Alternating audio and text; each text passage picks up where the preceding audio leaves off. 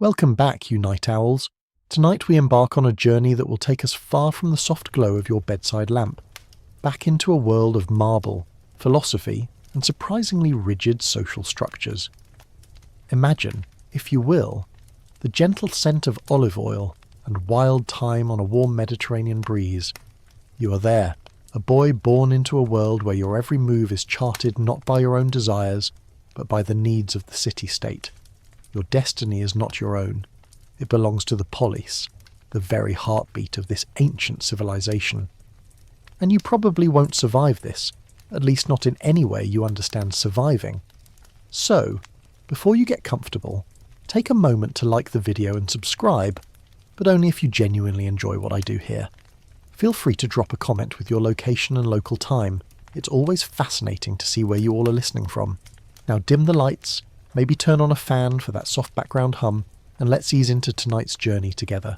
You open your eyes not into a plush modern cradle, but onto a hard stone floor, the morning sun already baking the dusty courtyard outside. You're a male child in ancient Athens, and your birth is not just a joyous family event, it's a political act.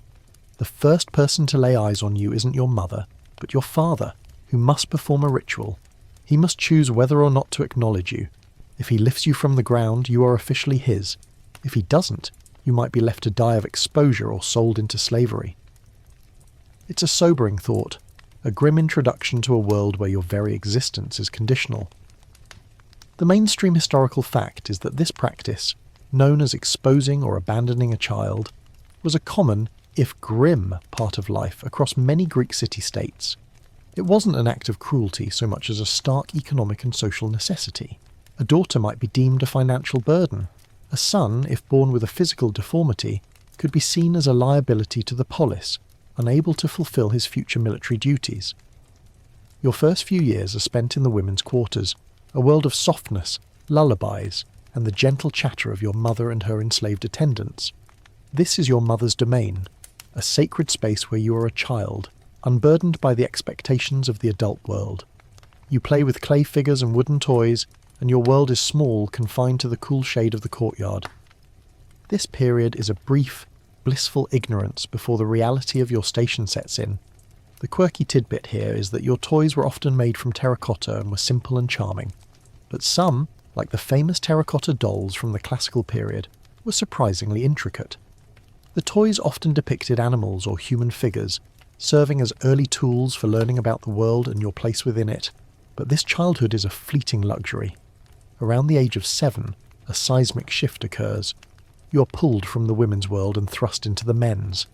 Your education begins, not at a school in the modern sense, but with a pedagogue, a trusted enslaved person who will guide you everywhere you go. He is your shadow, your protector, and your constant reminder of the expectations that loom. He takes you to the grammatists for reading and writing, to the kitharists for music, and to the paidotribes for physical training in the palaestra. The word pedagogue itself comes from the Greek paidagogos, which literally means leader of a child.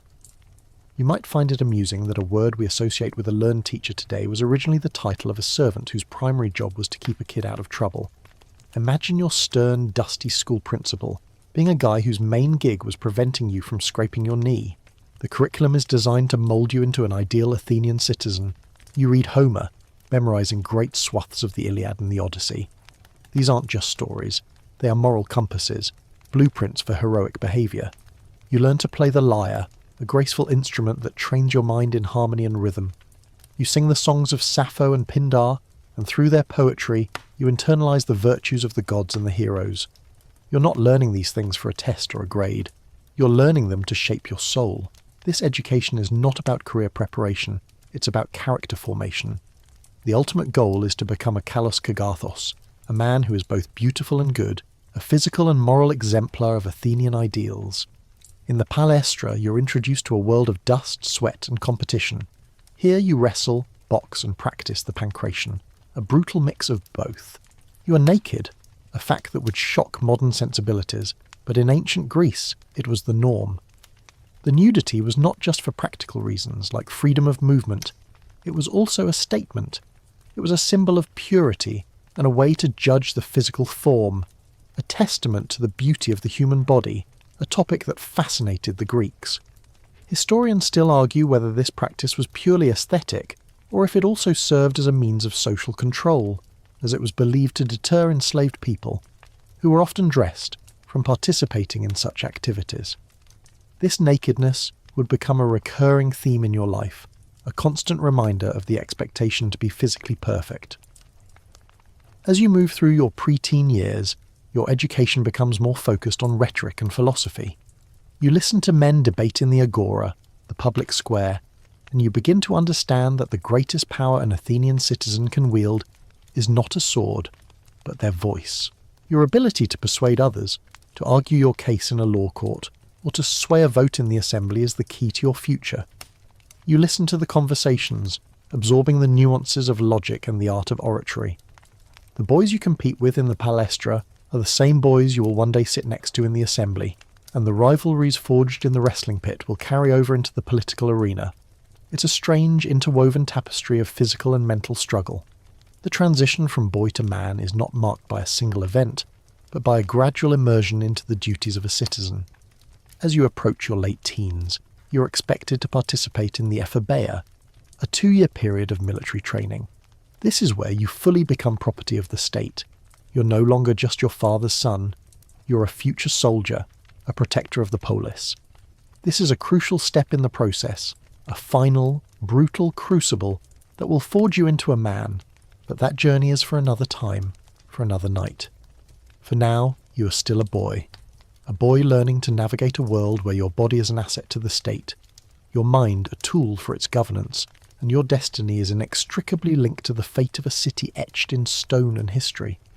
You might be in Athens, but a spectre looms over your education, a shadow from the harsh, mountainous region to the south.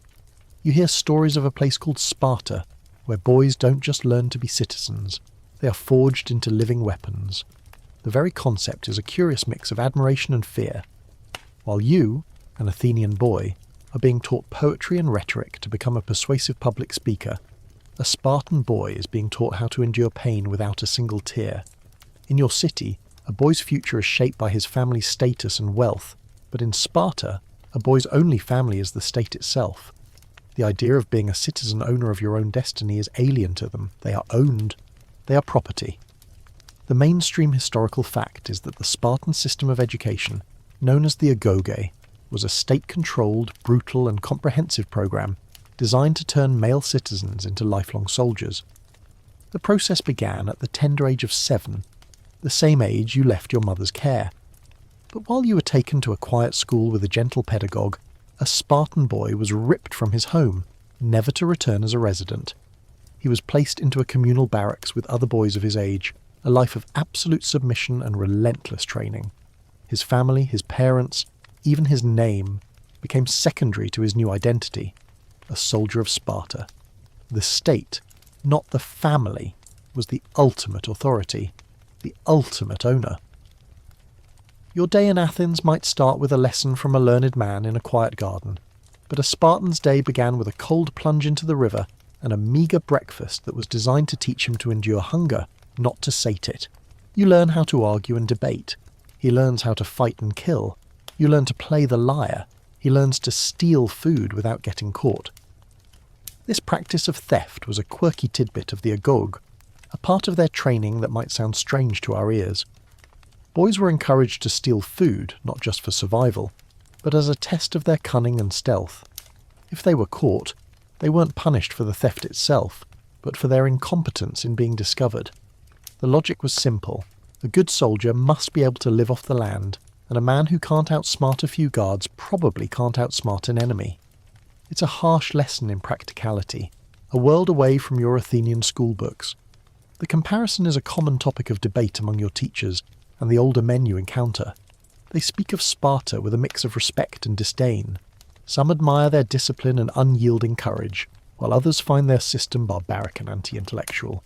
Historians still argue whether the agoge was a truly effective military system, or if it simply created a society incapable of adapting to a changing world. Was the single-minded focus on military might a brilliant strategy for survival, or was it a form of societal self-harm that ultimately led to their downfall? You hear these discussions on the fringes of the agora. the murmurs of men who are both impressed and horrified by a society that could so completely erase the individual for the sake of the collective. As an Athenian boy, you are taught that your individuality, your mind, and your ability to reason are your greatest assets. You're being prepared for a life of democratic participation, where your vote and your voice matter. But a Spartan boy is taught that his only purpose is to serve the state. His body is a tool, a weapon, and his mind is trained to obey without question. This is the fundamental difference, the chasm that separates your two worlds. You are an Athenian. Your future is in the agora, the public square, in the debates and the assemblies. He is a Spartan. His future is on the battlefield, in the brutal, silent, and deadly dance of war. The stark reality of the Spartan system is difficult to comprehend from your relatively comfortable Athenian life. You have a bed to sleep in, a family who loves you, and the comfort of knowing that your mother is nearby. The Spartan boy has none of this. He sleeps on a bed of reeds he has to cut himself, and his only companions are the other boys in his agopa, or flock. He is deliberately underfed, forced to endure harsh weather with minimal clothing, and whipped in public without showing any sign of pain. This is not just discipline, it is a ritual of endurance, a test of his mettle, designed to strip away all personal weakness and replace it with unbreakable resolve. Imagine for a moment that you, an Athenian boy, were dropped into that world. Your training would be worthless. Your ability to write a beautiful poem or deliver a rousing speech would be a liability, a sign of weakness. You would be a soft thing, a piece of clay that had not yet been properly hardened. The Spartan boys would look at you with contempt, a mix of pity and scorn. They would see a boy who had been coddled, a boy who had been allowed to have emotions and desires. The very idea of you as an individual, with your own thoughts and feelings, would be a foreign concept to them. They were not individuals, they were a collective, a unit, a single-minded force of nature. Their lives were not their own. They were the state's. Your Athenian teachers, in their quiet way, are trying to create something different. They want to cultivate a man who is strong but also wise, a man who can wield a sword but also knows when to put it down. They want you to be a man of reason, not just a man of muscle. They believe that true strength lies not just in the body, but in the mind and the character. This is why you study poetry and music, not just for pleasure, but for their power to shape your soul. They believe that a man who understands beauty is a better man, a more complete man, than one who only understands violence. It's a gentle kind of indoctrination, but an indoctrination nonetheless. You're being moulded just like the Spartan boys, but for a different purpose. They are being turned into property of the state to serve as its shield. You're being turned into a citizen to serve as its mind. And the boys in Sparta, what do they think of you? They probably don't think of you at all. They are too busy surviving. They are too busy learning how to endure pain and hunger, too busy practicing their fighting skills in the brutal agoj. Their world is one of relentless training, a constant struggle for dominance and survival. There is no room for philosophy, no time for poetry. Their art is the art of war, their music the sound of clashing shields. They are the living embodiment of the Spartan ideal, a man whose life is a constant tribute to the state. And you, in your quiet school in Athens, are the living embodiment of the Athenian ideal, a man whose life is a constant conversation with himself and his fellow citizens. Two paths, two worlds, two very different ways of turning a boy into the property of a nation. The transition from a boy in your family's home to a boy of the state is a lot like shedding an old skin. One day you're a child playing with a pet dog, a fluffy, yappy thing you named Cerberus, because you're a cheeky kid, and the next, you're a piece of the state's future, a human asset to be refined. The gentle tug of your mother's hand is replaced by the firm, guiding hand of your pedagogue, a man who is both a companion and a warden. He walks with you everywhere, his presence a constant reminder that your life is no longer your own private affair. He ensures you are always on time for your lessons and keeps you from wandering into trouble. You might not have been a fan of him at the time, but in a world without streetlights or adult supervision, he's the reason you never got lost and wound up a slave on a trireme. The mainstream historical fact is that the role of the pedagogue was a cornerstone of Athenian youth education for boys from affluent families. He was typically an older, trusted, enslaved person who had a good reputation and was knowledgeable about Athenian social norms.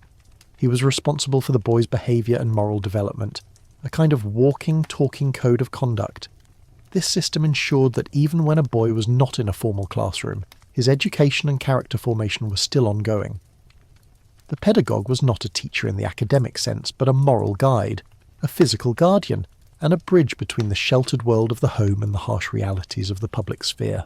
This separation from the family is a gradual but profound process. You still live at home, but your days are spent in the public eye, at the palestra and the various schools.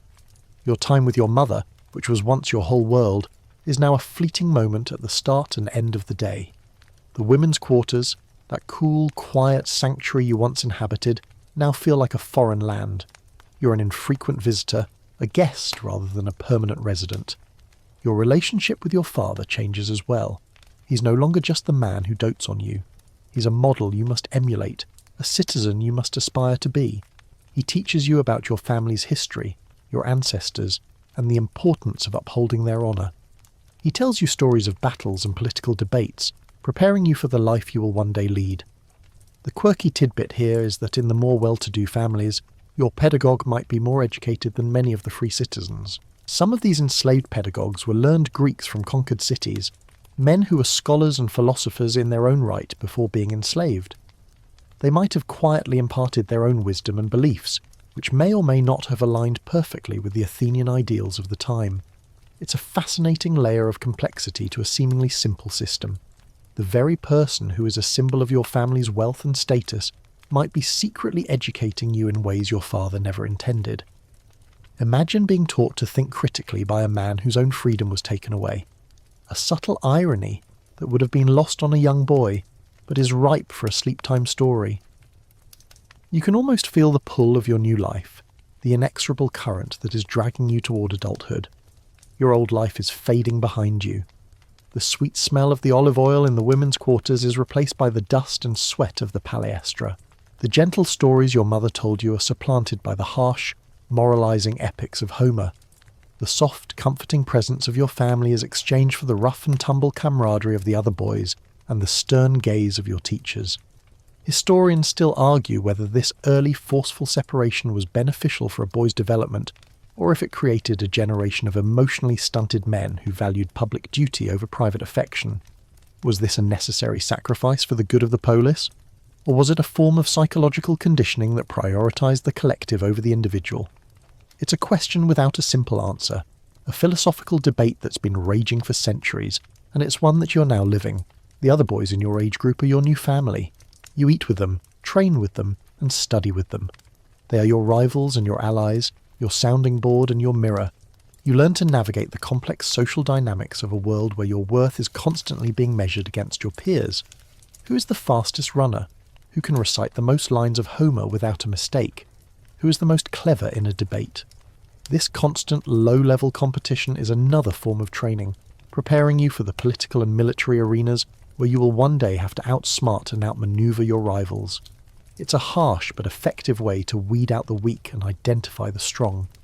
The home, for you, becomes a place of rest, not of learning. It's where you go to be fed and to sleep, to be cleaned up and sent back out. You are a ship returning to port for a brief resupply before setting sail again. Your life is no longer about the comfort and safety of your family. It's about the future of the state. You're being prepared for a world where your loyalty to your city-state is more important than your loyalty to your parents. You are taught that your duties as a citizen, a soldier, and a statesman are your primary responsibilities, and everything else is secondary. The family you left behind is a foundation, a safe place, but it is not your destiny. Your destiny lies in the agora, the palestra, and the battlefield. As you get older, the expectations will only increase. The gentle play of your childhood will be replaced by the serious business of becoming a man. The easy affection of your mother will be replaced by the hard-won respect of your peers and the approval of the older men who guide you. You're on a conveyor belt, a one-way street with no turn-offs. Every day, every lesson, every conversation is designed to move you forward on this path. The home, the family, the innocence of your childhood. These are all things you must leave behind. You're becoming something new. Something that belongs not just to your parents, but to the entire city-state. And this transformation, this quiet, relentless turning of a boy into a piece of public property, is one of the most remarkable things about ancient Greece. So as you drift off, Maybe think about that for a moment. What did you leave behind to become who you are? You might have heard stories about the Spartans and their brutal training regimen, but even as an Athenian, you can't escape the concept of physical prowess being tied to a man's worth. You're not being starved and whipped, no, but your training is still relentless, and the only comfort you have is the pain that makes you stronger. The daily routine at the Palestra is a microcosm of the larger struggle you'll face as a man. Here, you're not a son or a brother, you're a body to be perfected. You learn that your body is not your own, it is a tool for the state, and a dull tool is a liability. You must be sharp, strong, and ready for whatever the gods or the assembly might throw your way. The mainstream historical fact is that physical education, or gymnastic, was a non-negotiable part of a boy's education in ancient Athens, and in many other Greek city-states. The training was not just for military readiness, but also to instill discipline, competitive spirit, and a sense of physical and aesthetic beauty. You would spend hours each day wrestling, boxing, running, jumping, and throwing the discus and javelin. These activities were not seen as mere sports. They were a preparation for a life of citizenship, where physical excellence was as valued as intellectual acuity.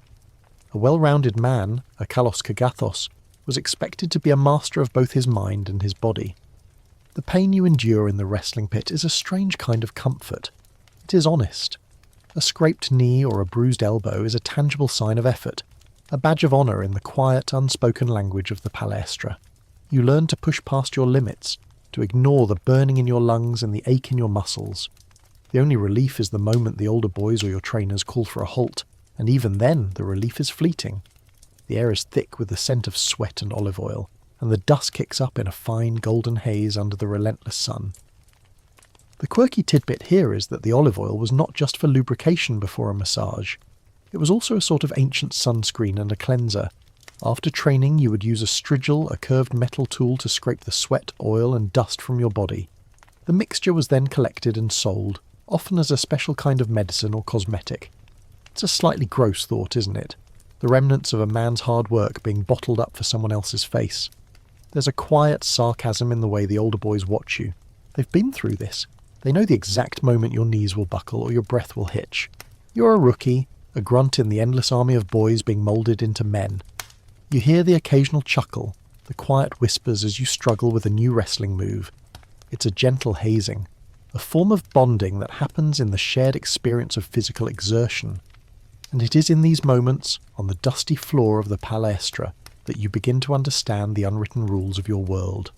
The hierarchies are established, the rivalries are born, and the friendships that will last a lifetime are forged in the crucible of competition. Historians still argue whether the intensity of Greek physical training was a direct cause of their military success, or a symptom of a broader societal obsession with physical perfection. Was the focus on the human body a practical way to create a ready army, or was it a form of societal self-aggrandizement, a way to prove their superiority over other cultures? It's a debate you'll hear whispered in the corners of the gymnasium, the quiet contemplation of men who have long passed the age of youth, but still carry the marks of their training on their bodies. The old scars, the crooked fingers, the cauliflower ears, these are their medals, their silent stories of a life spent in service to the polis.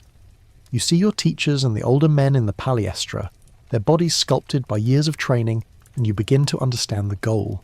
It is not just about being strong, it is about being beautiful. The Greek obsession with the human form is everywhere. From the statues of gods and heroes to the very architecture of their temples, they believed that a beautiful body was a reflection of a beautiful soul, and your physical training is as much a spiritual journey as a physical one.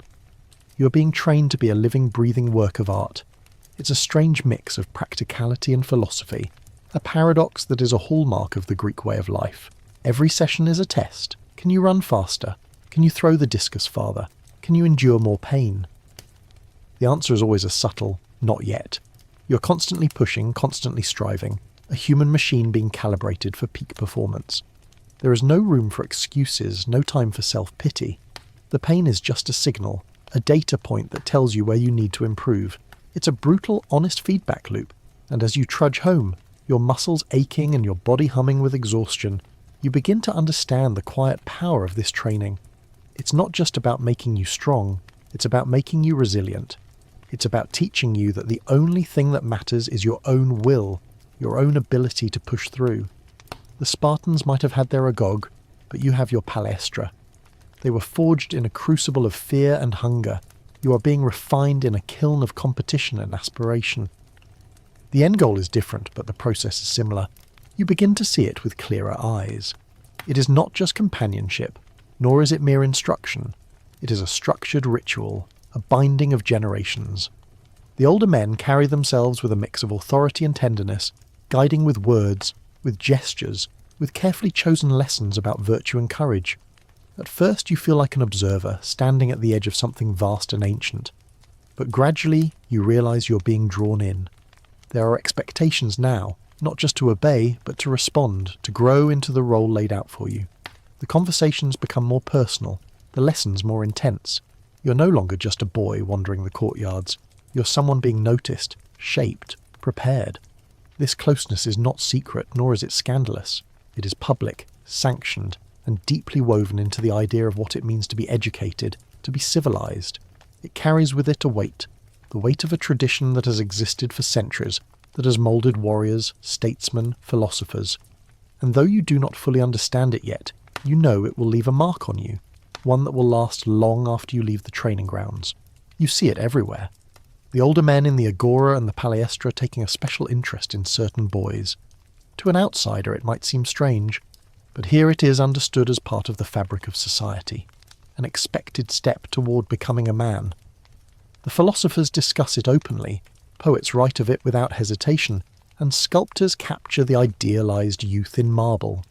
You imagine yourself in that world, standing in the dusty courtyard of the gymnasium, surrounded by voices debating virtue, justice, and courage. The older men speak of honour, duty, and the balance between desire and discipline. To them, this mentorship is not simply personal. It is civic. It is a way of shaping the next generation to protect the city, to keep the laws, to remember the gods. And yet, even as you try to understand it, you sense its weight. It is not merely friendship, not merely education. It is a tradition that binds you to someone older, wiser, and more powerful. A reminder that the passage into adulthood is never entirely your own, but something society claims a share in shaping. They sit with them, they talk to them, they invite them to their homes and to their symposia. It's a quiet, almost ritualistic dance of courtship and instruction. The older man, the Erastes, would shower the boy with gifts, not just material possessions, but gifts of wisdom and guidance. He would teach the boy about philosophy, politics, and the art of war. He would introduce him to his own friends and his own social circles, smoothing the boy's path into the adult world. The quirky tidbit here is that the gifts were often not what you would think. A popular gift was a rooster, a symbol of courage and masculinity. It's a bit of an odd choice, isn't it? Giving a bird to a boy to show him you care. It just goes to show how different their world was. The relationship was not just a one-way street. The boy, the Eromenos, was expected to be a good and diligent student. He was expected to be responsive to the older man's guidance and to show his respect and admiration. This was the social contract. The relationship was meant to be a temporary phase, a bridge between the world of childhood and the world of adulthood. Once the boy grew a beard and became a man in his own right, the relationship was expected to end. It's a fascinating and complicated system, one that is difficult to fully grasp from a modern perspective. Historians still argue whether pederasty was a true form of education and mentorship, or if it was simply a societal justification for the exploitation of young boys. The truth, like most things in history, is probably somewhere in the middle. For some, it may have been a genuine and beneficial relationship, a bond that helped a boy navigate the complexities of life. For others, it was probably a way for powerful men to exert control and influence over the younger generation. It's a debate that will likely never be fully resolved, as the evidence we have is limited and open to interpretation. You hear the older men talk about it in hushed tones, the debate simmering under the surface of their polite conversation. Some will praise it as a noble tradition, while others will speak of it as a necessary evil, a relic of a more primitive time. As a young boy, you are acutely aware of this dynamic. You see the glances, the quiet conversations, the special treatment some of your peers receive. You learn to navigate this world with a certain grace, a certain cunning. You know that a powerful Erastes can be a great asset, but you also know that it comes with a price. You're not just a boy. You're a potential partner, a symbol of your family's status, and a potential pawn in the political games of the older men. Your body and your mind are no longer just your own. They are currency in a complex social economy. This is a stark contrast to your relationships with other boys. With them, the relationships are based on competition and camaraderie. You wrestle with them, you debate with them, you share secrets with them. But with the older men, the dynamic is different. It's not a relationship of equals. It is a relationship of power, of influence, and of learning. The older man holds the key to your future, and you're expected to earn your place in his world. The gymnasium and the palestra are the main stages for this ritualized courtship. You're there, naked, a canvas for the older man's gaze. He watches you, not just for your physical prowess, but for your character. How do you handle a loss? Do you show courage in the face of pain? Do you show respect to your elders? These are the things he is looking for. He's not just looking for a strong body. He is looking for a strong soul. The physical beauty is just a starting point, a hook to draw him in. The true relationship is about the cultivation of your character. This is a strange and beautiful thing. A man who loves you enough to teach you the secrets of life. A boy who is willing to learn from a man who is not his father. It's a powerful bond, a connection that goes beyond the typical family structure. It is a way for a man to pass on his knowledge and his values to a younger generation. A way to ensure that the traditions of the polis continue. It's a way for a boy to gain a second father, a mentor who can guide him through the treacherous waters of adulthood. But there's a darker side to it. The system is ripe for abuse, for men who are not interested in the boy's education but in their own pleasure. The social norms and laws of the time try to regulate this, but as with all things, the law is not always followed. The older men were expected to be a good influence, and a relationship that was based purely on physical desire was frowned upon. But how do you enforce such a thing? The answer is you don't. You rely on the good character of the men and the boys, and on the social pressure of their peers, and sometimes that's not enough. This is your world. This is the world you must navigate. A world where your education is not just about reading and writing, but about navigating the complex and sometimes dangerous waters of your relationships with men. It's a world where you're not just a boy, you're a commodity, a potential partner, and a future citizen. And the lessons you learn here, in the quiet conversations and the knowing glances, will be as important as anything you learn from a book. You're no longer just a boy, you're becoming an Eromenos, a potential Erastes, and a citizen of a world that values beauty, wisdom, and strength above all else. Now that you've begun to understand the complex social fabric of your education, it's time to step inside the gymnasium itself. While the palestra was a smaller, more focused space for wrestling and boxing, the gymnasium was a much larger, sprawling complex. It's not just a place for exercise, it's a world unto itself. A vibrant, bustling hub where intellectual pursuit and physical domination coexist in a strange, beautiful harmony. You walk through a covered colonnade, the stoa, and the air is thick with the scent of dust, oil, and the faint, sweet smell of sweat. You hear the low murmur of philosophical debate from one corner, the sharp crack of a javelin hitting a target in another. This is your new home, and you will spend a great deal of your time here, learning not just how to be strong, but how to be a man of both mind and body. The mainstream historical fact is that the gymnasium was a central institution in ancient Greek society, a place where young men, and sometimes older men, would gather for both physical training and intellectual discourse. The word itself comes from the Greek gymnos, meaning naked, a nod to the fact that all athletic activities were performed in the nude. This practice was not just for freedom of movement, it was also a way to celebrate the human form and to show off the results of your hard work. It was a space of pure meritocracy, where a man's worth was judged by his physical and mental excellence, not by the clothes he wore. Your days in the gymnasium are a strange mix of hard labour and deep thought. You might spend the morning throwing the javelin or running laps around the track, your body pushing to its limits. Then, in the afternoon, you might sit under a tree with a renowned philosopher, discussing the nature of the gods or the meaning of justice. The juxtaposition is jarring, but it's also the point. The Greeks believed that the mind and the body were inextricably linked, and that a strong body was the foundation for a strong mind. You could not be a truly great man without both. A man with a brilliant mind but a weak body was seen as a failure, a man who had squandered his potential, and a man with a powerful body but an uneducated mind was little more than a beast, a brute with no place in the civilized world. A quirky tidbit is that the gymnasium was not just for the elite. While it was primarily attended by young men from wealthy families, a certain number of less privileged boys, and even some enslaved people, were allowed to train there. However, the social divisions were still very much in place. The wealthy boys would have their own trainers and would have access to the best facilities, while the others would have to make do with what they could get. It's a subtle but powerful reminder that even in a place dedicated to the pursuit of excellence, the rigid social hierarchy of ancient Greece was always present. It's a quiet testament to the fact that even when the playing field seemed level, it was still very much tilted in favour of the rich and the powerful. Historians still argue whether the Greek obsession with the human body and nudity was a sign of a truly egalitarian society, or a way to reinforce social divisions.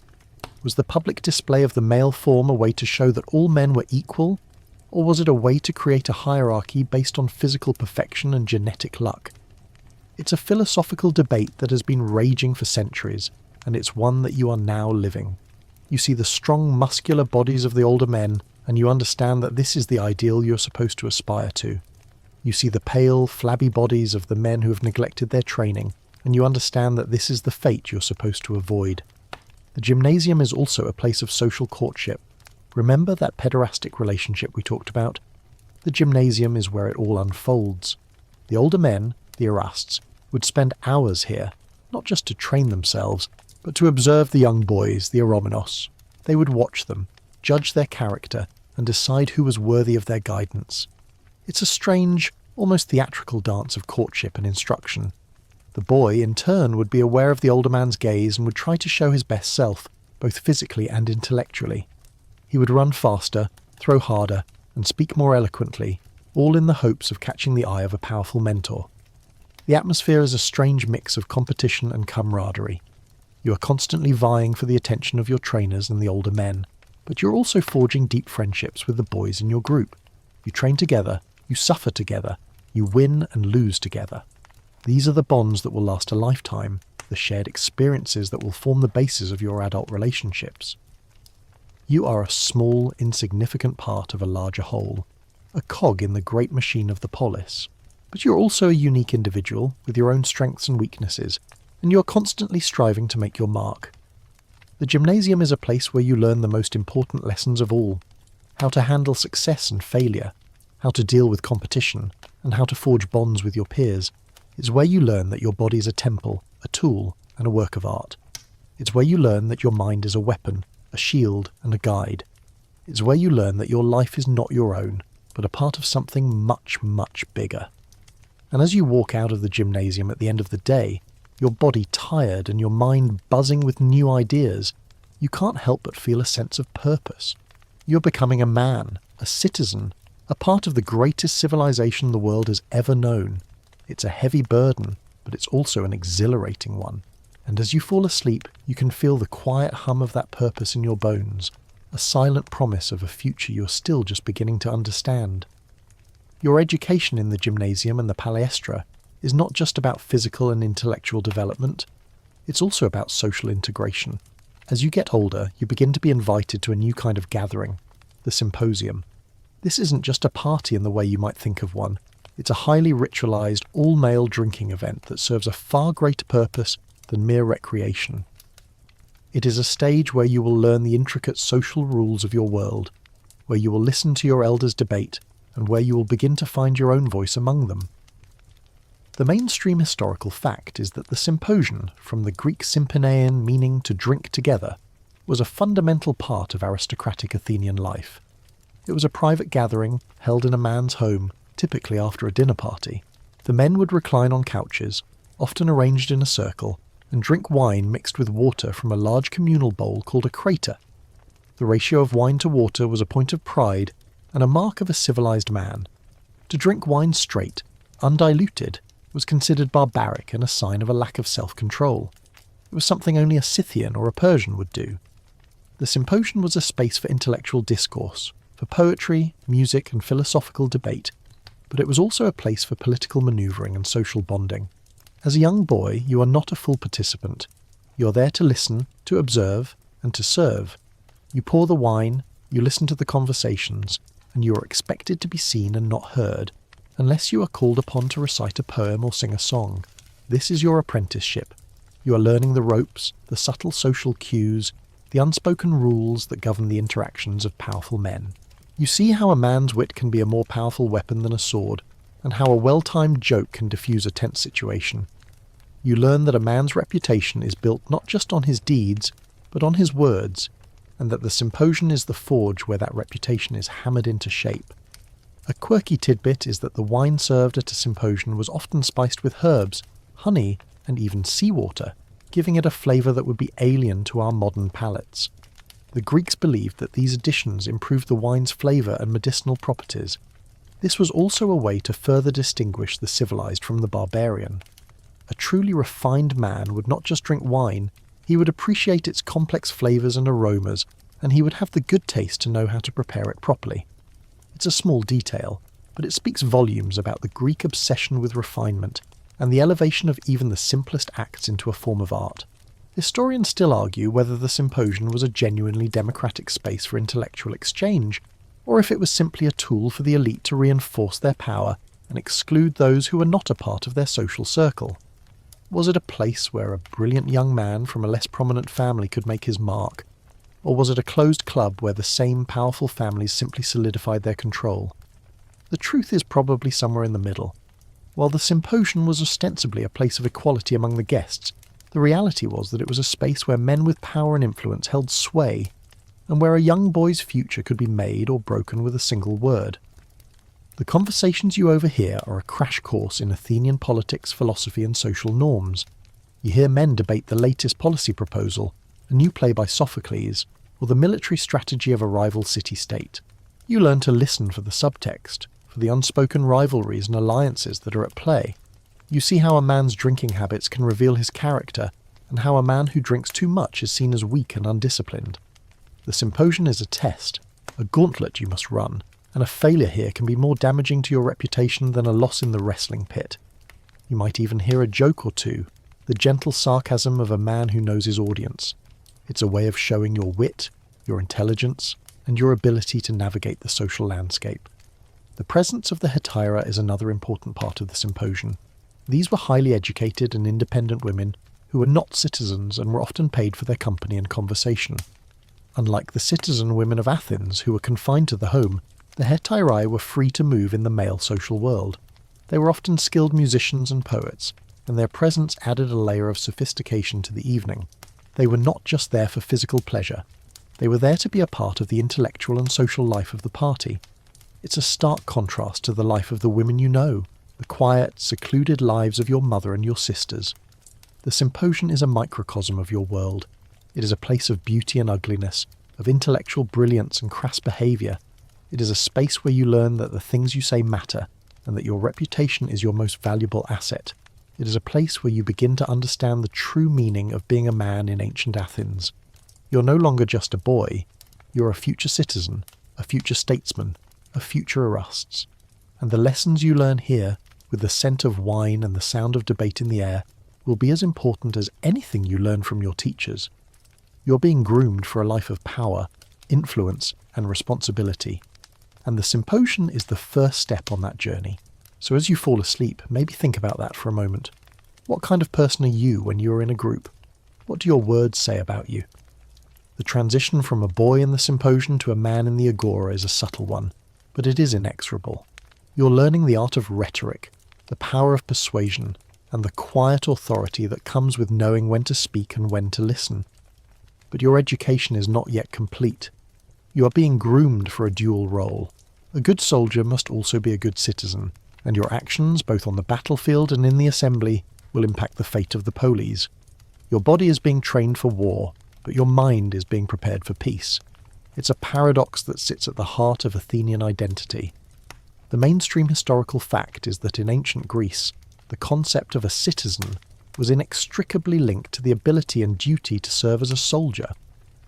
The ideal Athenian citizen was not a professional warrior, but a hoplite, a heavily armed infantryman who was expected to provide his own armour. and fight in a disciplined formation called a phalanx. This military service was not a choice. It was a fundamental civic responsibility. A man who shirked his military duty was not just a coward. He was a bad citizen, a man who had failed to uphold his end of the social contract. Your life, your property, and your very existence were tied to your willingness to protect the polis. You see the older men, the veterans of past wars, and you study them. You watch how they carry themselves, how they speak, and how they interact with their peers. They are the living embodiment of the Athenian ideal. They have seen the horrors of war, but they have also experienced the glory of victory. They are men who have faced death and come out the other side, not just with their lives, but with a deeper understanding of what it means to be a man and a citizen. They are your role models, your quiet mentors, and the living proof that a man can be both a warrior and a statesman. The quirky tidbit here is that in the Greek phalanx, the soldier to your right was your best friend and your most important ally. Your shield, the aspis, was designed to protect not just you, but also the man next to you. This created a powerful sense of community and a quiet, unspoken understanding that your life depended on the man beside you, and his life depended on you. It's a physical representation of the social contract. Your individual survival is a part of the collective survival of the group. It's a beautiful, if brutal, system that reinforces the idea that you are not an individual, but a part of a larger whole.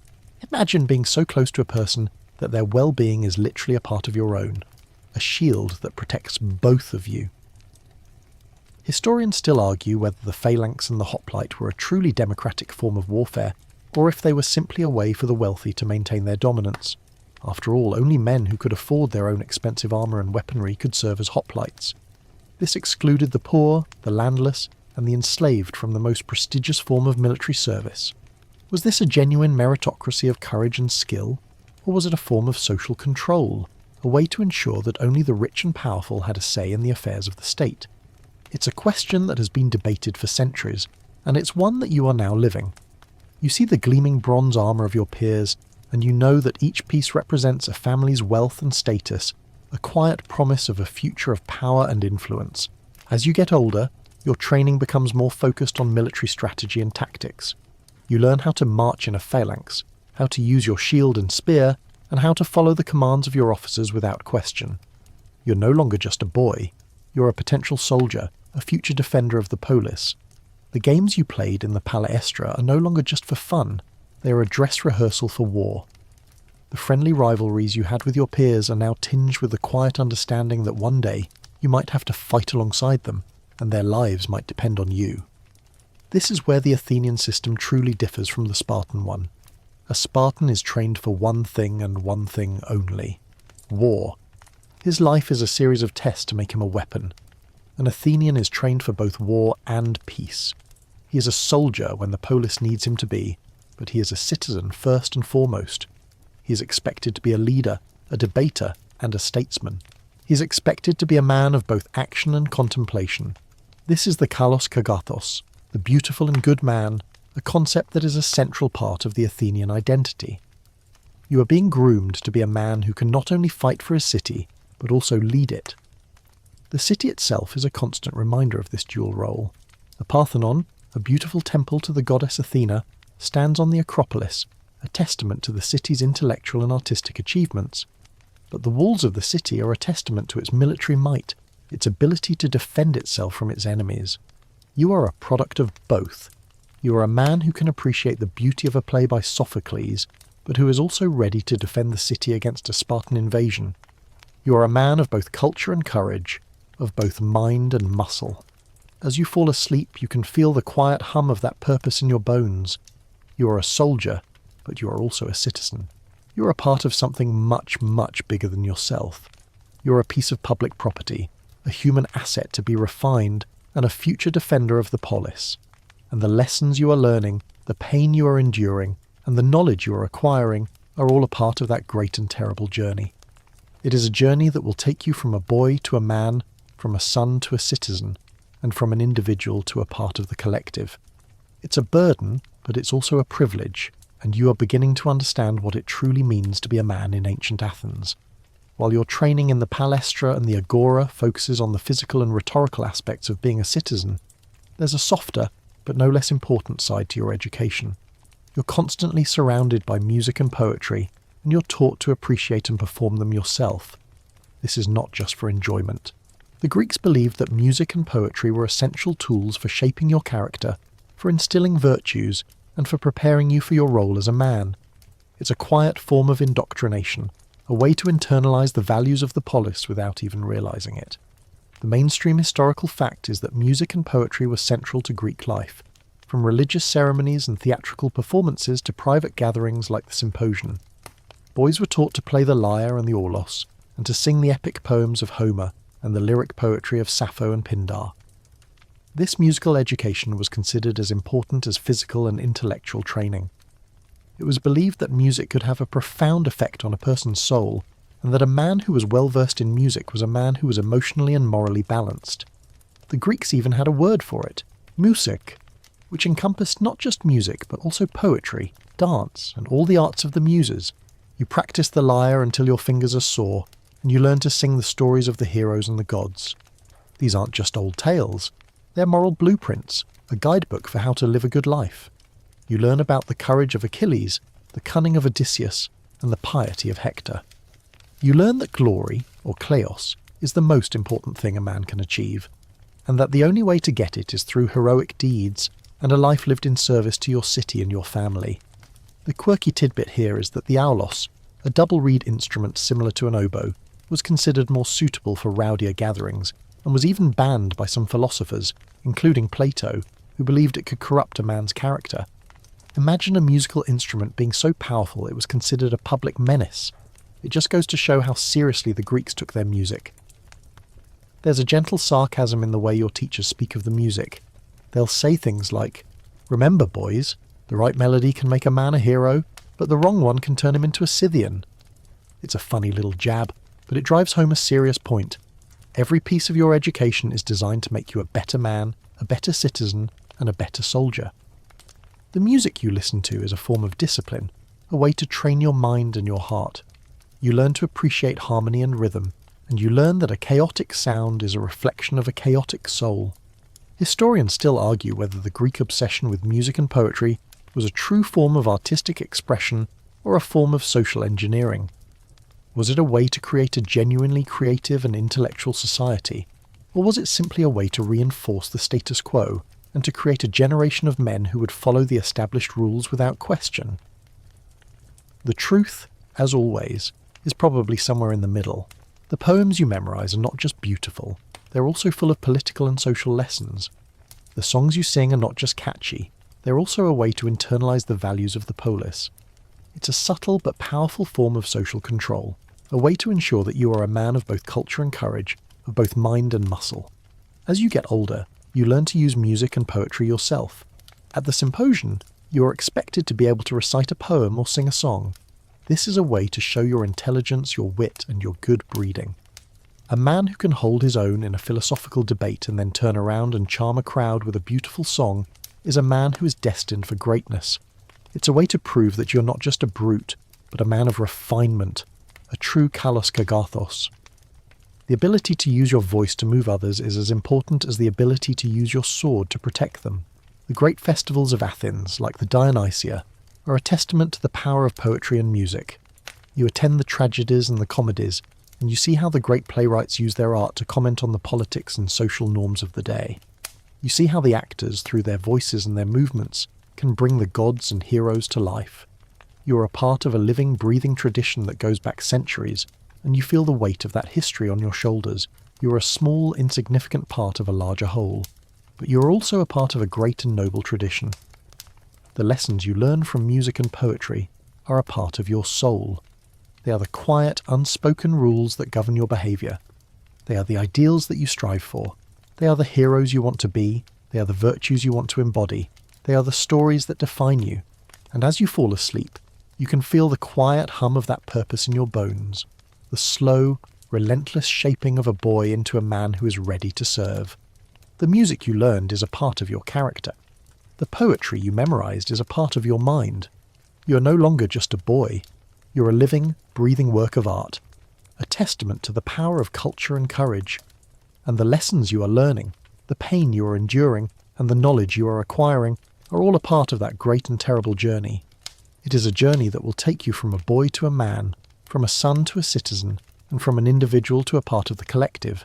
It's a burden, but it's also a privilege, and you're beginning to understand what it truly means to be a man in ancient Athens. Your world, the world of the Athenian boy, is a reflection of the city itself, a place of bustling commerce, profound philosophy, and a fierce sense of civic pride. You see how Athens, unlike Sparta, uses a different system to mould its young men, one that emphasises intellectual prowess and rhetorical skill as much as physical strength. The very air you breathe feels different here, full of ideas, debates, and the quiet hum of a democracy in motion. This is your birthright, and your education is designed to prepare you for the heavy responsibility that comes with it. You are being groomed not to be a soldier drone, but a citizen statesman. The mainstream historical fact is that Athens in the 5th century BC rose to become a dominant power in the Greek world, thanks in large part to its naval supremacy, its democratic system, and its flourishing cultural and intellectual life. While Sparta was a land power, its strength rooted in its army of hoplites, Athens's power was in its fleet of triremes. These fast, nimble warships, rowed by a crew of over 170 oarsmen, were the key to Athens' control of the seas and its vast trading empire. Your city's wealth and influence were a direct result of its ability to project power far beyond its own shores.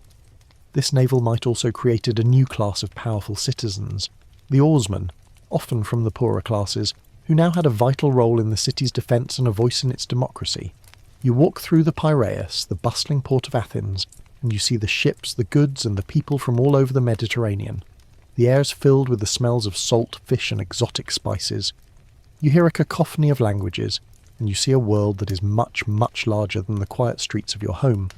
This is the source of your city's wealth, the engine that powers your democracy. The quirky tidbit here is that Athens' navy was so important that the city developed a special law to protect its shipyards.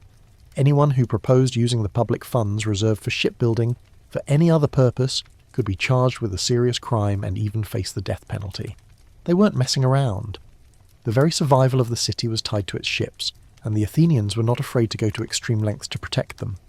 It's a bit like a modern nation making it a crime to use a military budget for, say, a public park. The absurdity of it only highlights the seriousness of the issue. Historians still argue whether the Athenian democratic system was a genuine model for human freedom, or if it was a system designed to maintain the power of a small, wealthy and male elite. After all, the women, enslaved people and foreigners who made up the majority of the population had no say in the government. Was this a true democracy, a government of the people, or was it a form of tyranny by the few, a system designed to keep a small group of men in power? It's a debate you'll hear in hushed tones in the corners of the agora, the murmurs of men who are both proud of their system and quietly aware of its many flaws. You are a part of a system that is both a beacon of liberty and a model of oppression, and you are beginning to understand the quiet hypocrisy that lies at the heart of your city. As a young boy, your education is designed to prepare you for this dual world. You learn about the democratic process, the importance of public speaking, and the power of a well-reasoned argument. You're being groomed to be a future citizen, a man who will one day stand in the agora and make decisions that will affect the lives of thousands. But you're also being trained for war, a war that will be fought on the sea as much as on the land. You learn about the discipline of the phalanx, but you also learn about the power of the trireme, and you know that your city's future depends on both. The contrast between Athens and Sparta is a constant theme in your education. Your teachers speak of the Spartans with a mix of respect and disdain. They admire their discipline and their courage, but they find their lack of culture and intellectual curiosity to be a sign of their inferiority. You hear stories of Spartan boys being trained to endure pain and hunger, and you know that your own education, with its focus on poetry and philosophy, is a sign of your city's superiority. The Athenians believe that a man who can appreciate a play by Euripides is a more complete man than one who can only wield a spear. They believe that a man who can win a debate is a more powerful man than one who can only win a battle. You are being taught to be a man who is both a soldier and a citizen, a man who can fight for his city and lead it. This is the Kalos Kagathos, the beautiful and good man, and you are constantly striving to embody this ideal. You are a man of both culture and courage, of both mind and muscle. And as you fall asleep, you can feel the quiet hum of that purpose in your bones, the slow, relentless shaping of a boy into a man who is ready to serve. The lessons you are learning, the pain you are enduring, and the knowledge you are acquiring are all a part of that great and terrible journey. It is a journey that will take you from a boy to a man, from a son to a citizen, and from an individual to a part of the collective. It's a burden, but it's also a privilege, and you are beginning to understand what it truly means to be a man in ancient Athens. Your life is a living, breathing testament to the values of your city. The very air you breathe is filled with the promise of a future you're still just beginning to understand. You're a part of something much, much bigger than yourself, and you are constantly striving to make your mark. You are a product of your time, a man of your city, and a part of the greatest civilization the world has ever known. And the lessons you learn here, on the dusty streets of Athens, will be the lessons that guide you for the rest of your life. So as you drift off, maybe think about that for a moment. What kind of person are you when you are in a group? What do your words say about you? What kind of man do you want to be? The lessons in the palestra prepared your body for battle, and the hours spent on poetry and philosophy prepared your soul for the complexities of life. But it is in the agora that your true education as a citizen begins. The agora, the beating heart of Athens, is not just a marketplace. It is the public square, the centre of political, social and commercial life. This is where you will learn to speak, to persuade, and to wield your words as a powerful weapon. Your ability to articulate your thoughts, to sway a crowd, and to argue your case in a law court is the key to your future. It's here, in the dust and the noise, that you become a man. The mainstream historical fact is that in Athenian democracy, direct participation was paramount. Every male citizen had the right to speak and vote in the ecclesia, the assembly that met on the Nix Hill. Your success in this system was directly tied to your rhetorical skill. The great orators of Athens, Demosthenes, Aeschines and Pericles, were not just speakers, they were the leaders of the city. Their words could start a war, sign a treaty, or condemn a man to death. Rhetoric was not an optional skill. It was a fundamental part of a man's civic duty. The ability to speak well was a sign of a good education, a sound mind, and a man worthy of leadership. As a young man, you are a quiet observer. You stand on the periphery of the crowds, listening to the orators with a mix of awe and trepidation. You watch their body language, the way they use their hands to emphasize a point, the way they modulate their voices to build to a crescendo. You listen to their arguments, their use of logic and their appeal to emotion. You're learning the art of persuasion by osmosis, a silent student in the greatest school of oratory in the world. You see how a man's reputation can be built with a single speech, and how it can be destroyed with a single misstep. The quirky tidbit here is that the Athenians were so concerned with the quality of their speakers that they had a law that prohibited orators from speaking if they had been convicted of certain crimes. It was a way to ensure that the man's character was as sound as his argument. It's a quaint idea, isn't it? A bit like saying a politician can't speak if they've ever cheated on their taxes. The Athenians believed that a man's words were a reflection of his soul, and they wanted to make sure that the men who spoke for the city were men of good character. Historians still argue whether the Athenian emphasis on rhetoric was a genuine expression of free speech or a form of political manipulation. Was it a system where the best argument always won, or was it a system where the most charismatic and well-connected speaker always prevailed? The truth is probably somewhere in the middle. The history of Athens is full of examples of great orators who led the city to both glory and ruin. The power of a single man's words was immense, and it could be used for both good and evil. You hear the stories of men who used their words to save the city from its enemies, and you hear the stories of men who used their words to betray it. The power of rhetoric is a double-edged sword, and you're being trained to wield it with precision and care. The agora is a place of endless debate.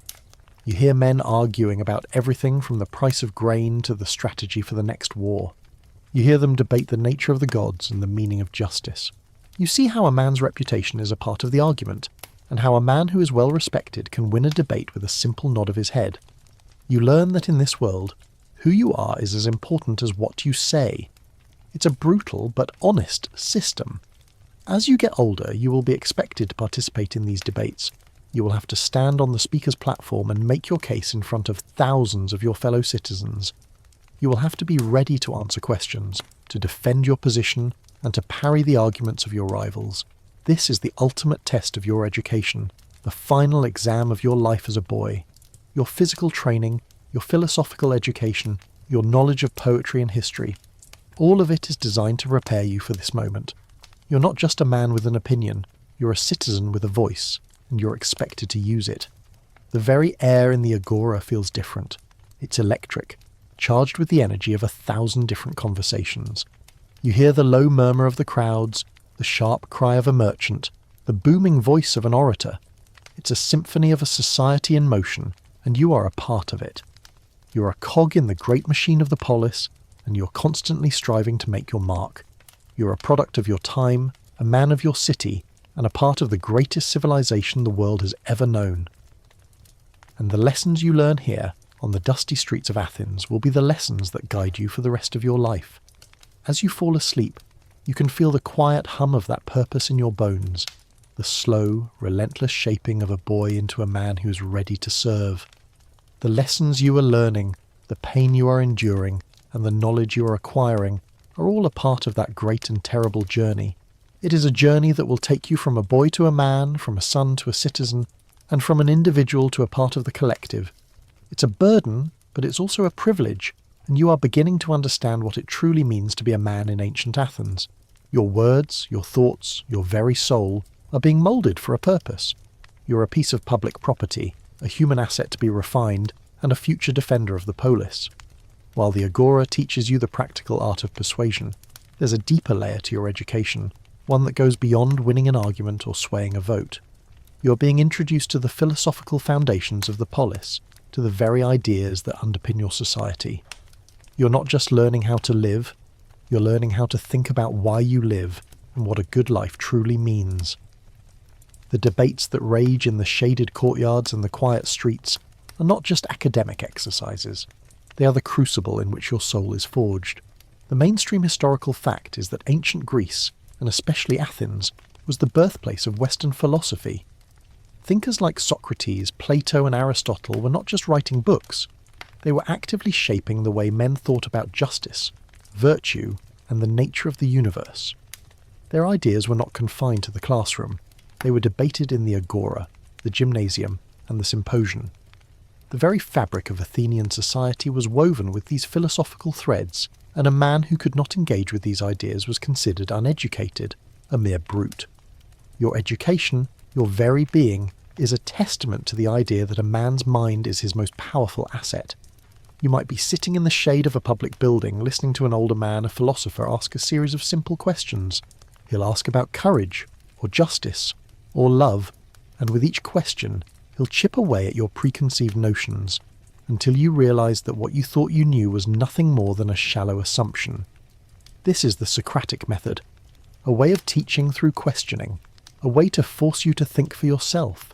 It's a brutal but beautiful process. It's a bit like a mental wrestling match, where you're constantly being thrown off balance, forced to defend your ideas and to admit when you are wrong. It's a far cry from the rote memorization of Homer, and it's a testament to the Athenian belief that a man must be a critical thinker, not just a follower of rules. The quirky tidbit here is that many of the great philosophers, including Socrates, did not charge for their lessons. They believed that wisdom was a gift, and that it should not be sold. This was in stark contrast to the sophists, who were professional teachers of rhetoric and charged a fee for their services. The philosophers saw the sophists as con men who would teach you how to win an argument, but not how to find the truth.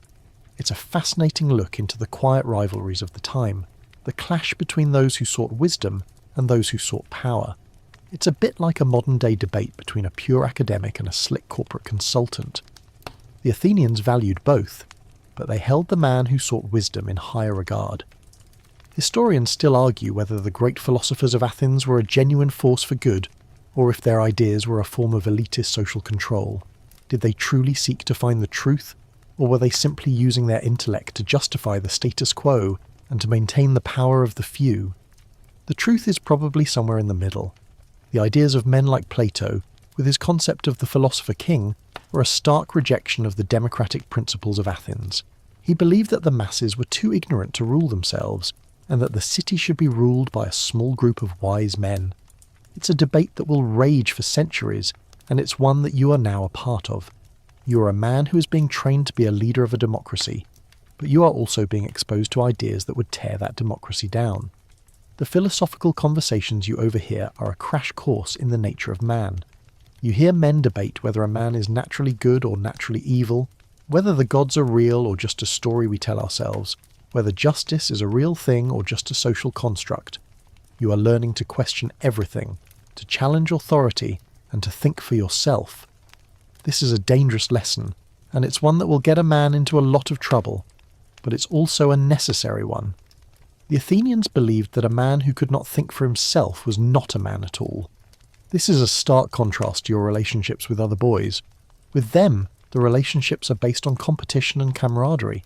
You wrestle with them, you debate with them, you share secrets with them. But with the older men, the dynamic is different. It's not a relationship of equals. It is a relationship of power, of influence, and of learning. The older man holds the key to your future, and you're expected to earn your place in his world.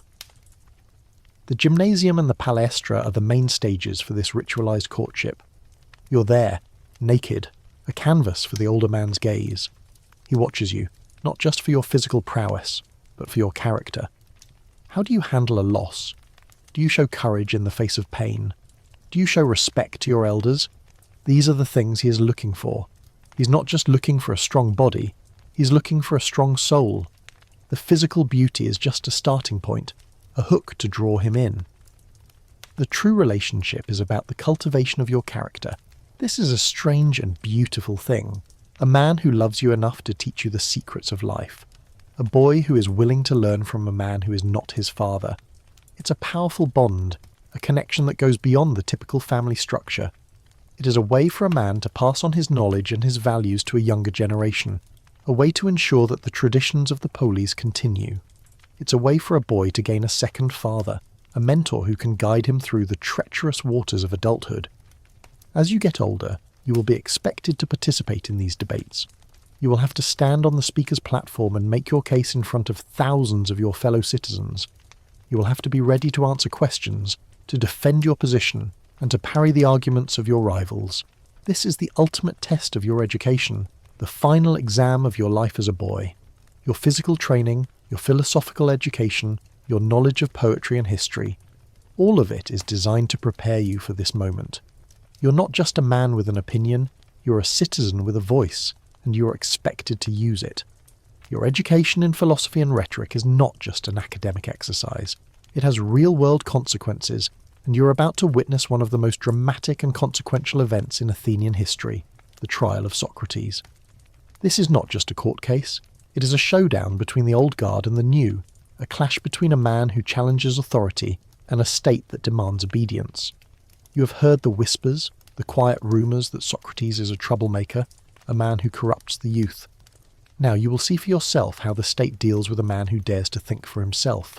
The mainstream historical fact is that in 399 BCE, the philosopher Socrates was put on trial in Athens on charges of impiety and corrupting the youth. The trial was a highly public affair, with a jury of 501 male citizens. Socrates, instead of offering a typical defence, used the trial as an opportunity to explain his philosophical mission. He argued that he was not a corrupter of youth, but a gadfly sent by the gods to sting the lazy Athenian state into action. His defence was a masterpiece of rhetoric and philosophy, a testament to his belief that a man's duty was to seek the truth, even if it led to his own death. You stand on the edge of the crowd, craning your neck to get a better look at the man who has become a legend in his own time. He's not a handsome man. He's short, stout, and has a snub nose and bulging eyes. He's dressed in a simple tunic and wears no shoes. He looks more like a street vendor than a great philosopher. And yet, when he speaks, the crowd is captivated. His voice is a low, raspy whisper, but his words are like daggers, cutting through the hypocrisy and the falsehoods of his accusers. He does not beg for mercy. He does not plead for his life. He stands tall, a man who is not afraid to die for his beliefs. The quirky tidbit here is that Socrates was known for his eccentric behaviour, which included walking around barefoot in all seasons and standing in a trance for hours at a time.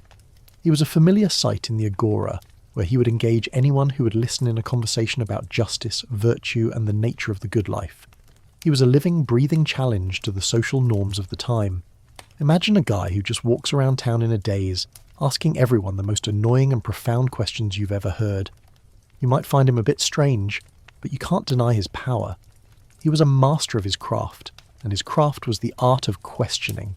Historians still argue whether the trial of Socrates was a legitimate legal proceeding or a politically motivated show trial. Was Socrates truly a threat to the state, a man who was undermining the foundations of Athenian society, or was he a scapegoat, a victim of a city that was tired of his endless questions and his relentless search for the truth? The truth is probably somewhere in the middle. The city had recently lost a devastating war against Sparta, and there was a lot of anger and frustration. The old ways were being questioned, and men like Socrates, who were not afraid to ask difficult questions, were seen as a threat. The trial was a way to send a message. You can think what you want, but you cannot challenge the authority of the state. It's a brutal reality check, a quiet but powerful reminder that your life is not your own, and that your loyalty to the polis is more important than your loyalty to the truth. As a young man, you are a part of the crowd, a silent observer. You listen to the accusations, the lies, and the half-truths that are being thrown at Socrates. You listen to the verdict, a guilty vote by a narrow margin. You watch as he is sentenced to death, forced to drink a cup of hemlock, and you see how he accepts his fate with a quiet dignity, a man who is more concerned with the state of his soul than the state of his body. His death is not a defeat, it is a victory. It is a testament to his belief that a man who has lived a good life has nothing to fear from death. The death of Socrates is a pivotal moment in your life. It is the end of your innocence, the final, brutal lesson in your education. You realize that your education is not just about making you a better man. It is also about making you a man who can survive in a world that is full of hypocrisy, injustice, and violence. You realize that your voice is a powerful weapon, but it is also a dangerous one. You can use it to speak the truth, but you can also use it to get yourself killed. It's a sobering thought, a quiet but powerful reminder that your life is not your own, and that your loyalty to the polis is more important than your loyalty to the truth. The memory of Socrates will stay with you for the rest of your life. He is a ghost, a quiet but powerful presence that will haunt your every thought and your every action.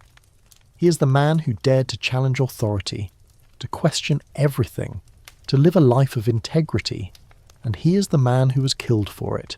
He is a testament to the idea that a man who lives a good life has nothing to fear from death, but he is also a testament to the idea that a man who lives a good life might be killed by the very people he is trying to help. It's a paradox, a contradiction, and it is a part of the world you're now living in. As you fall asleep, you can feel the quiet hum of that purpose in your bones, the slow, relentless shaping of a boy into a man who is ready to serve. The lessons you're learning, the pain you are enduring, and the knowledge you are acquiring are all a part of that great and terrible journey. It is a journey that will take you from a boy to a man, from a son to a citizen, and from an individual to a part of the collective. It's a burden, but it's also a privilege, and you're beginning to understand what it truly means to be a man in ancient Athens.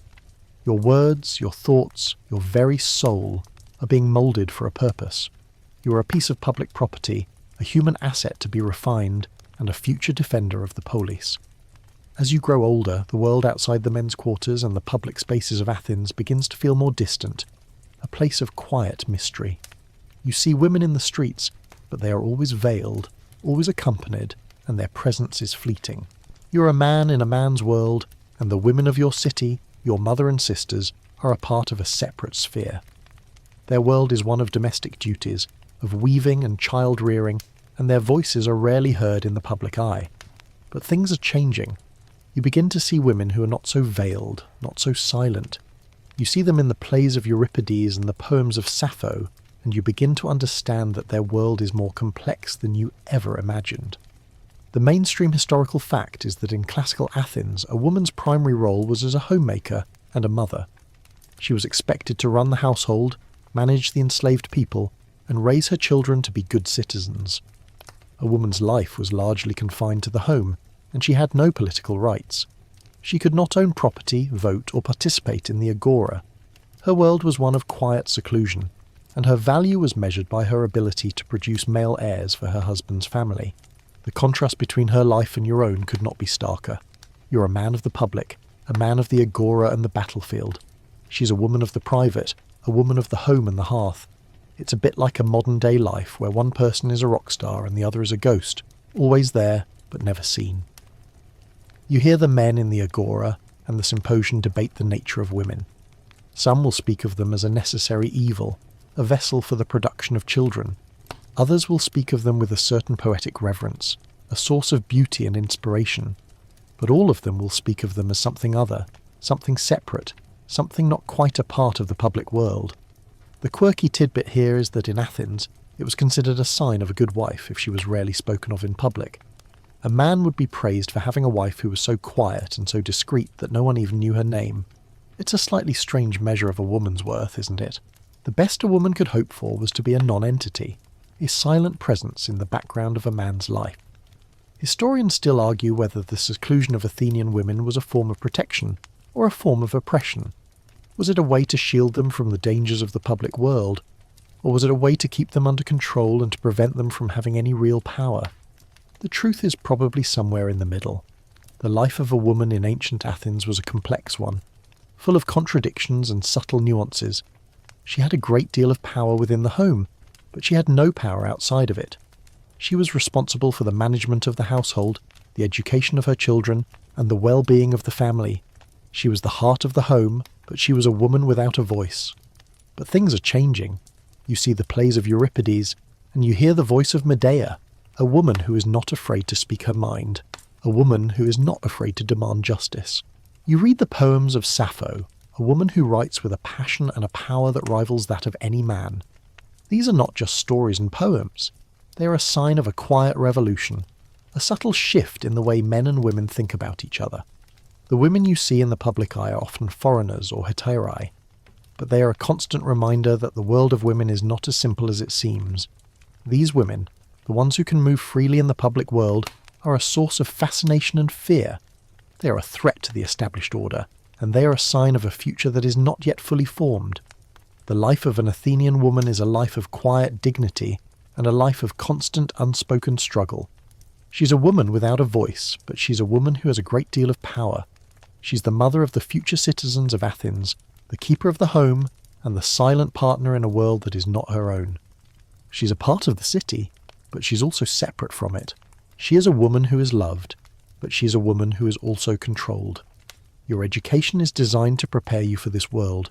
You are being trained to be a man who can lead, a man who can speak, a man who can fight. You are being trained to be a man who can rule. But you're also being trained to be a man who can live in a world where women are a quiet but powerful presence, a force that is not to be underestimated. You learn about the nature of women in the plays and the poems, and you learn about the power of women in the stories you hear and the lives you see. You're a man of both mind and muscle, and you're a man who is beginning to understand that the world is more complex than you ever imagined. As you fall asleep, you can feel the quiet hum of that purpose in your bones, the slow, relentless shaping of a boy into a man who is ready to serve. The lessons you are learning, the pain you are enduring, and the knowledge you are acquiring are all a part of that great and terrible journey. It is a journey that will take you from a boy to a man, from a son to a citizen, and from an individual to a part of the collective. It's a burden, but it's also a privilege, and you are beginning to understand what it truly means to be a man in ancient Athens. Your words, your thoughts, your very soul are being moulded for a purpose. You are a piece of public property, a human asset to be refined, and a future defender of the polis. You are no longer a boy, you are a man. Your training is complete, your mind is sharp, and your body is a finely tuned instrument of war. But the world outside the peaceful confines of your education is not so serene. The quiet hum of the polis is being replaced by the thunderous roar of conflict, a conflict that will pit your city against its greatest rival and its own shadow, the Peloponnesian War. You have been trained for this your entire life, but nothing could have prepared you for the brutal reality of a conflict that will test your courage, your loyalty, and your very soul. The mainstream historical fact is that the Peloponnesian War, a conflict that lasted from 431 to 404 BCE, was fought between the Athenian Empire and the Spartan-led Peloponnesian League. It was a long, bloody and ultimately devastating war that brought an end to the golden age of Athens.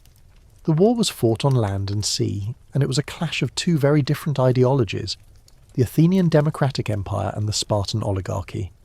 For the first time in your life, you're not just a part of an intellectual debate. You're a part of a brutal real-world conflict. You're thrust into the war, a hoplite in the Athenian army. Your life, once a predictable cycle of training and education, is now a series of forced marches, tense standoffs, and sudden brutal clashes. You're a small, insignificant part of a large, disciplined phalanx. Your shield, the aspis, is your only defence, and it is a small, heavy thing that feels like a part of your own arm. The man to your right, the man whose shield you share, is a fellow citizen, a man you trained with in the palestra. His life depends on you, and your life depends on him. It's a quiet but powerful reminder of the social contract you have been trained for your entire life. The quirky tidbit here is that the hoplite's armour, a breastplate made of bronze and leather, was so heavy that a man had to be in peak physical condition just to wear it. It's a bit like a modern soldier having to carry a small car on his back. The armour was a sign of a man's wealth, his status, and his commitment to the polis. Historians still argue whether the war was a necessary evil or an avoidable tragedy. Was it a result of Athenian imperialistic ambition, or was it a result of Spartan fear of a rising power? The truth is probably somewhere in the middle. The war was a clash of titans, and it was a conflict that would change the world forever. The war was also a reflection of the Athenian character, a mix of arrogance, ambition, and a fierce sense of civic pride. The Athenians, in their hubris, believed they were invincible, and they paid a terrible price for that belief. The war is a constant test of your character. You see things that you never imagined. The death of your friends, the destruction of your city, the quiet despair of a people who are losing a war they thought they could win. The poetry you memorized, the philosophy you debated, and the rhetoric you practiced all feel like a distant alien world. The only thing that matters is survival. You're no longer a student, you are a survivor. You're no longer a man of the agora, you're a man of the battlefield. The war is also a test of the democratic system. The Athenians, in their desperation, make a series of terrible decisions. They send a massive expedition to Sicily, a plan that ends in a total disaster.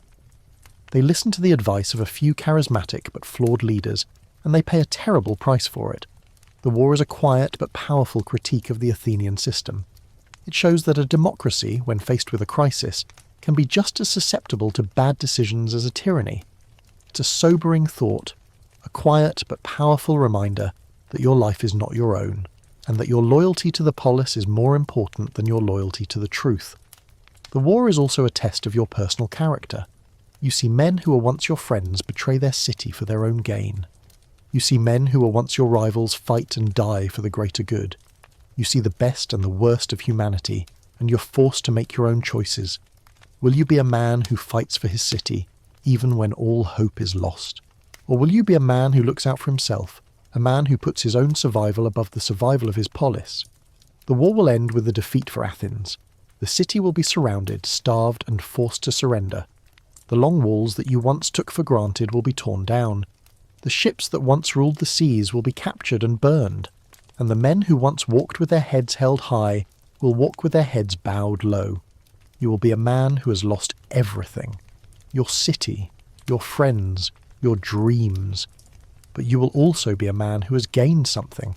The quiet but powerful knowledge that your life is not your own, and that your loyalty to the polis is more important than your loyalty to the truth.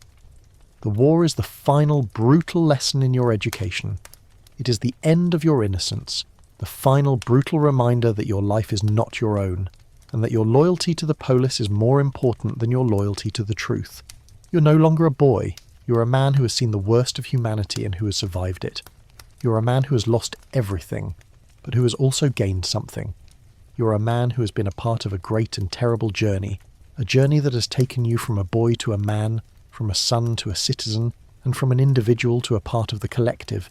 It's a burden, but it's also a privilege, and you are beginning to understand what it truly means to be a man in ancient Athens. As you fall asleep, you can feel the quiet hum of that purpose in your bones, the slow, relentless shaping of a boy into a man who is ready to serve. The lessons you are learning, the pain you are enduring, and the knowledge you are acquiring are all a part of that great and terrible journey. It is a journey that will take you from a boy to a man, from a son to a citizen, and from an individual to a part of the collective. It's a burden, but it's also a privilege, and you're beginning to understand what it truly means to be a man in ancient Athens. Your words, your thoughts, your very soul are being moulded for a purpose. You are a piece of public property, a human asset to be refined, and a future defender of the polis. The world as you knew it has been turned on its head. The war is over, and your city, the once mighty Athens, is a hollowed-out version of its former self. The democratic system is in shambles, the economy is in ruins, and a quiet despair hangs over the agora. You are a man who has lost everything, and you wonder what your place in this new world will be. But as one star fades, another is rising, not from the familiar shores of the Aegean, but from the rough mountainous north. You begin to hear stories of a new power, a kingdom called Macedonia, and its ambitious, ruthless and brilliant king, Philip II. The mainstream historical fact is that while the Greek city-states were busy tearing each other apart in the Peloponnesian War, a new power was consolidating its strength to the north. Under the leadership of King Philip II, Macedonia was transformed from a loose collection of tribes into a powerful, disciplined military machine. Philip was a master of diplomacy and war, and he used a combination of bribery, alliances and superior military tactics to bring the Greek city-states under his control.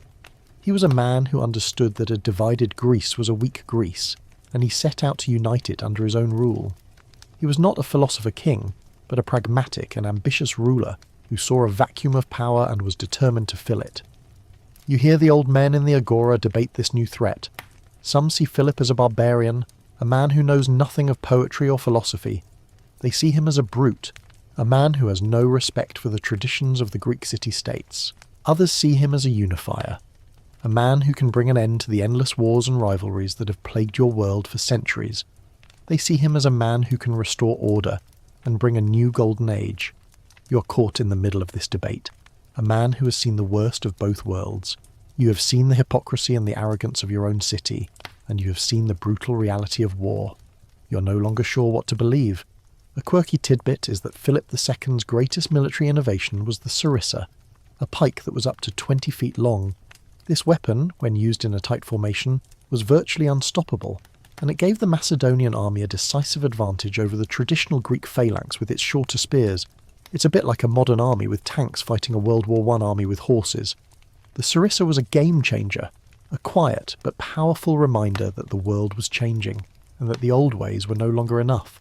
The old men might have scoffed at the barbarian king, but his weapons were a testament to his intelligence and his ingenuity. Historians still argue whether Philip II was a truly great man or a ruthless conqueror.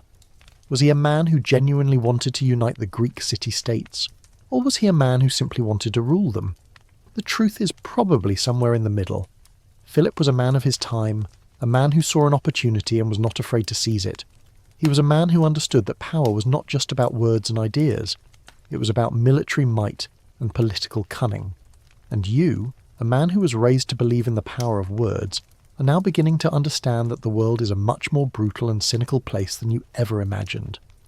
The apathetic citizens of your city, once so proud of their democracy, are now willing to make a deal with the devil.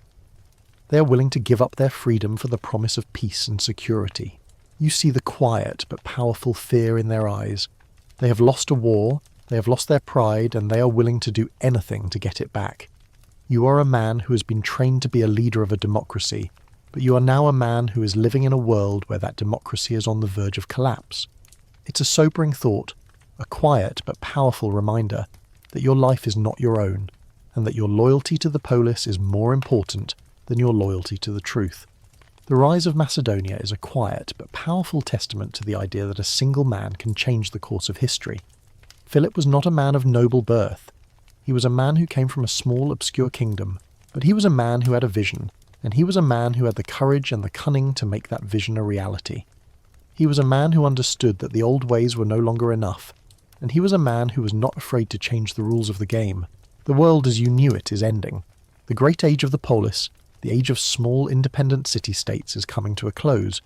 A new world is being born, a world of empires and kings, a world where the old ideals of democracy and freedom are being replaced by the new realities of power and control.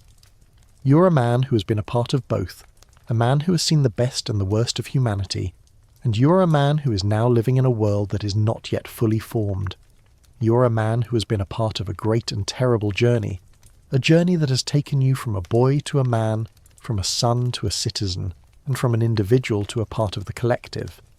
It's a burden, but it's also a privilege, and you are beginning to understand what it truly means to be a man in ancient Greece.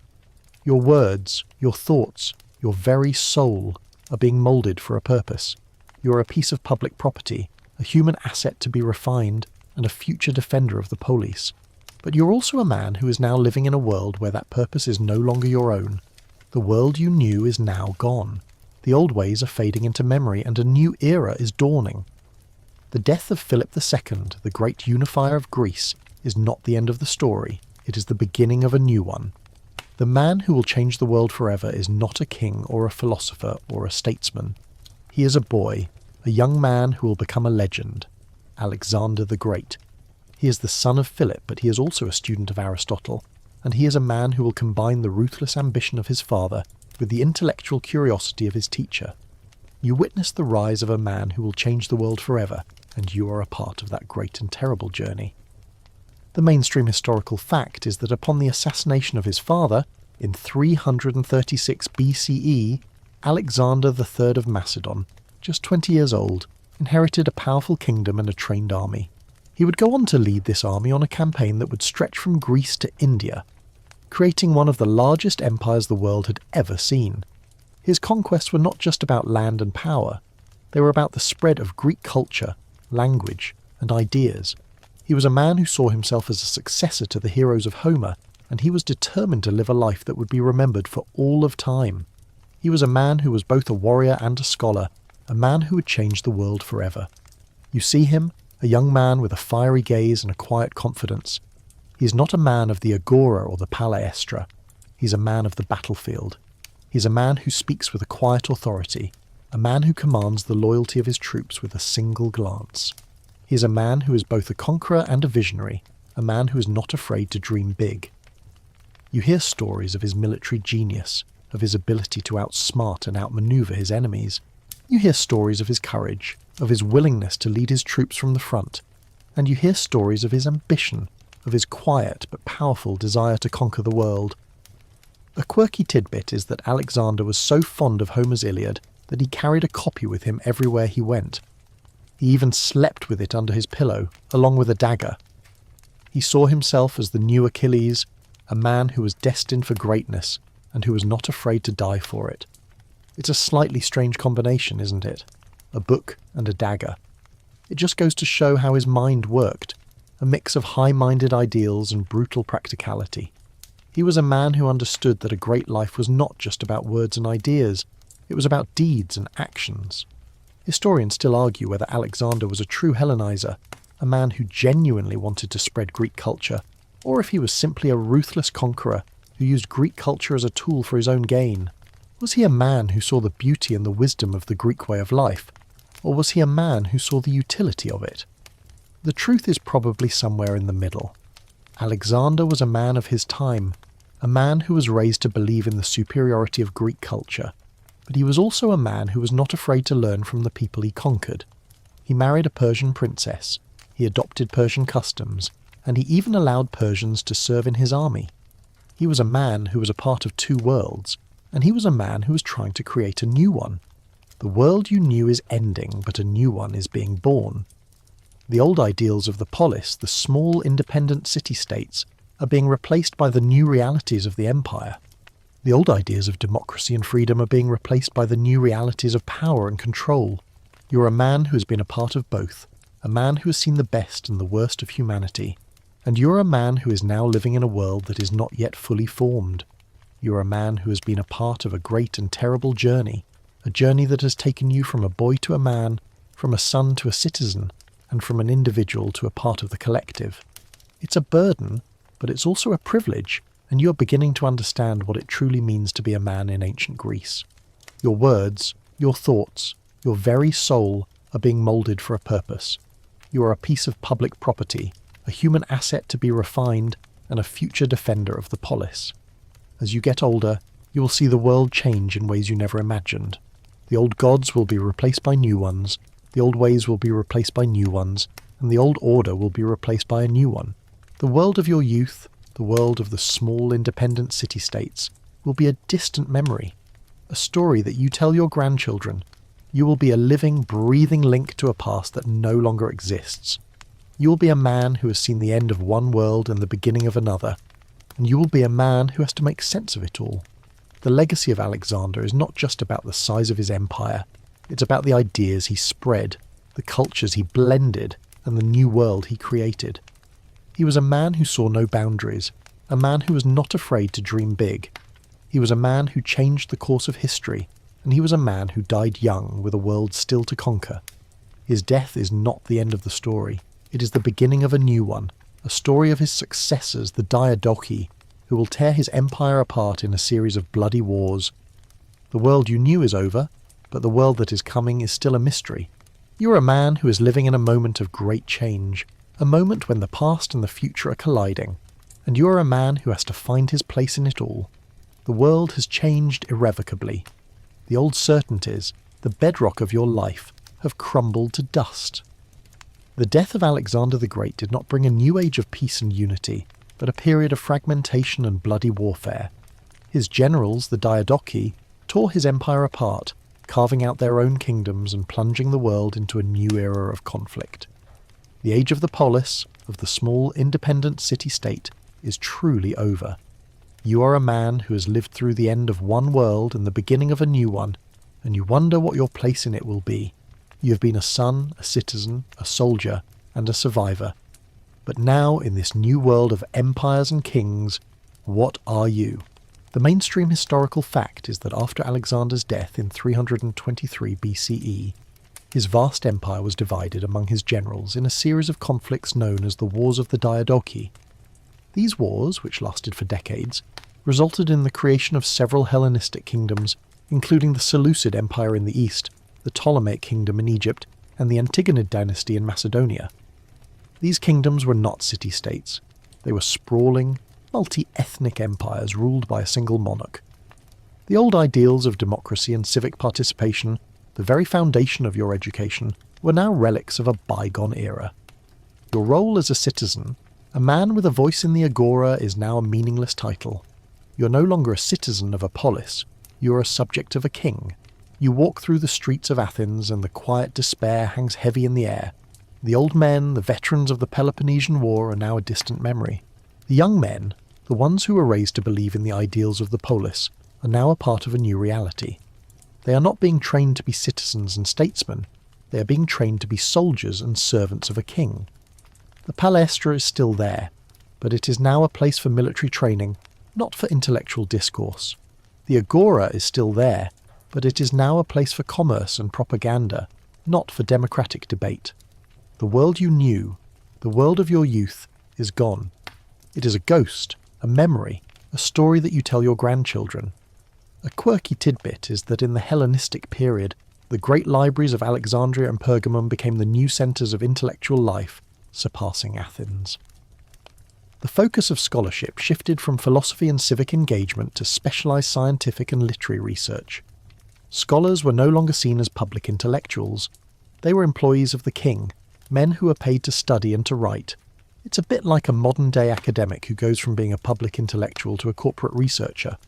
The life of the mind, once a part of the public sphere, is now a part of the private sphere, a luxury for those who can afford it. Historians still argue whether the Hellenistic period was a time of cultural decay or a time of great innovation. Was it a time when the ideals of the Greek city-states were lost, or was it a time when those ideals were spread to the rest of the world?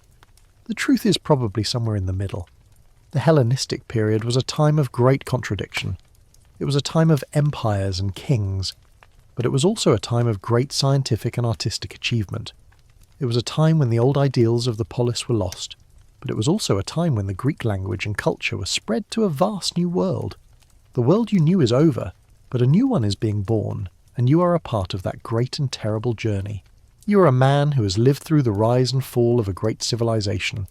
You have seen the best and the worst of humanity, You have seen the courage of a hoplite on the battlefield, and you have seen the betrayal of a man in the agora. You have been a part of a great and terrible journey, a journey that has taken you from a boy to a man, from a son to a citizen, and from an individual to a part of the collective. It's a burden, but it's also a privilege, and you are beginning to understand what it truly means to be a man in ancient Greece.